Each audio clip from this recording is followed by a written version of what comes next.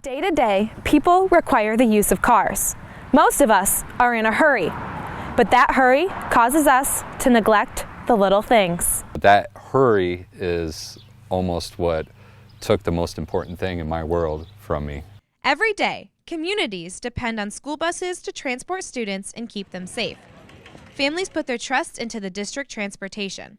However, that trust is easily broken when drivers simply don't know or don't care to pay attention to the laws of the road. Our aim is to get more knowledge out there and more education for these drivers to really take this seriously. It's important to understand all the rules, whether you're on a divided highway, a barrier divided highway, or just a two-lane road, exactly what you need to do. When traveling past one, drivers should treat the bus like a traffic light. When you see the big yellow bus in the middle of the road, if there's no lights flashing, you're good to go. 200 feet before a bus comes to the bus stop, they should activate their overhead yellow lights. When those yellow lights come on, whether they're the hazard lights or the yellow flashing lights, you got to proceed with caution. Slow down, just be aware of your surroundings. During a hazard light stop, just the lower lights will flash, and the stop arm will never come out.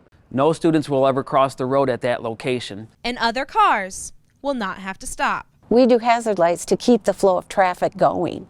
You know, we get off the road as far as we can so those cars are allowed to pass. Once those red lights come on though, that's when it's time to stop. And you want to stay away from the bus at least 20 feet. The law clearly states in the state of Michigan that as long as there's not a barrier on the road, then you are required by law to stop at that bus stop. This is where most drivers make mistakes.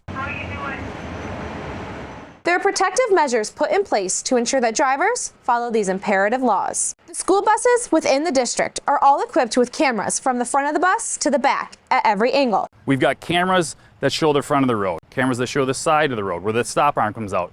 We've got cameras that zoom in on your license plate. These cameras capture every car that passes by. Our buses traveling 50 miles an hour down the road and cars traveling 70 miles an hour down the road, we still can see the license plate numbers, so you can't speed up and beat the system that way. It actually sets off a trigger to automatically download that video clip. He sends that information to the school resource officers, and the school resource officers review the video, and then they make contact with the drivers. From there, I take the action that I need to take, whether that's going to be a formal warning or a ticket. We take it from there. Every case is different.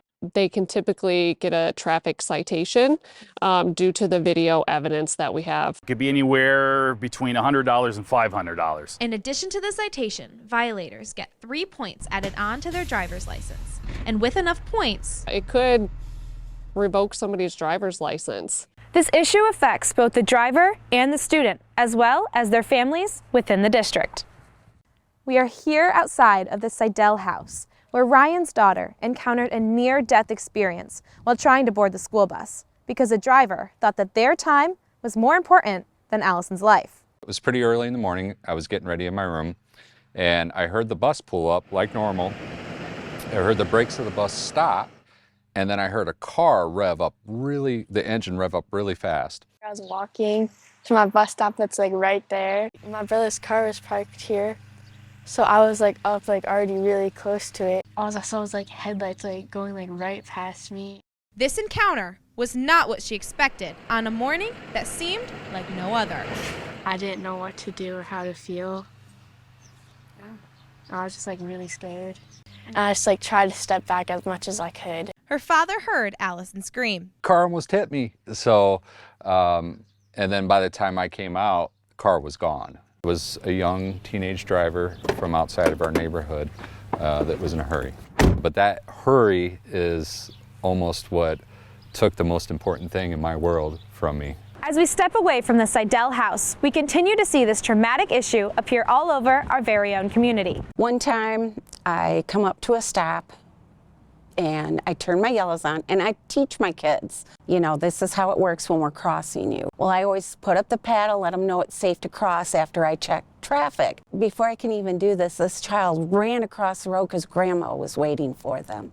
Thank God there wasn't anybody running my reds that day. They just get excited and they go and they forget what's going on. I mean, they're kids. But I've seen a lot of cars go through other people's reds and my reds, and it scares you as a bus driver. They're just not paying attention. They're not seeing that bus stop until they've already passed. Got a lot of kids that are crossing the road and They just don't have that mental maturity to understand potential dangers. they're depending on the bus drivers to get them safely across the road. But the bus drivers can only do so much. Our bus drivers are trained to look for traffic, and if they don't think a car is going to stop, then they try to hold the students back so that the car can pass through. The only way to ensure the absolute safety of all student passengers is for drivers to follow the rules of the road. We need people to start paying more attention so that kids can keep their innocence and be safe. Those reds are on, you need to stop. There's a child out of that bus. We need to pay attention and just understand the rules of what happens when a bus turns its lights on. It's the kids. It's all about the kids, the safety of the kids. If you're unsure, just wait. If you're unsure if you should pass a bus or not, yellow lights, red lights, 2-lane, divide, just stop. That few seconds it takes to just wait is worth not hurting somebody. That's something that will stay with you forever. Because kids have been hit, kids have been killed. People need to stop at these buses and put a little bit more value in everybody's life that they're taking a risk by not following the traffic laws. Our lives won't slow down, but what we can do is pay attention to the little things, because by doing that, we may just save a life. It's so simple. Pay attention, protect our youth, and follow the rules. It's up to us. This has been Trina Verano with Beyond the Rock.